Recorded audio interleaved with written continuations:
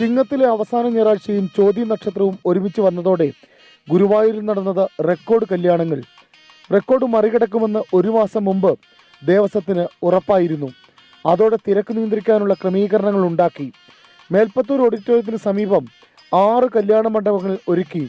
വിവാഹങ്ങൾ 1 മണിക്കൂർ മുമ്പ് തുടങ്ങി. വധൂവരന്മാർക്കൊപ്പം 24 പേരെ മാത്രം മണ്ഡപത്തിന് സമീപത്ത് പ്രവേശിപ്പിച്ചു. 400 വിവാഹങ്ങൾ വരെ നടത്താനുള്ള ക്രമീകരണങ്ങൾ ഗുരുവായൂർ ദേവസ്വം ഒരുക്കിയിരുന്നു. ഭരണസമിതി ഇതിന് വേണ്ടത്ര മുന്നൊരുക്കം നടത്തി. ആ ഒരു കോൺഫിഡൻസ് ഉണ്ട് ഞങ്ങൾക്ക്.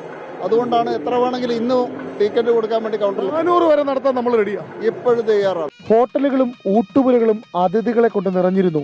അതിഥികളെ നിജപ്പെടുത്തിയ വിവരങ്ങൾ നേരത്തെ അറിയിച്ചത് കൊണ്ട് തന്നെ അടുത്ത ബന്ധുക്കൾ മാത്രമായിരുന്നു ഗുരുവായൂർ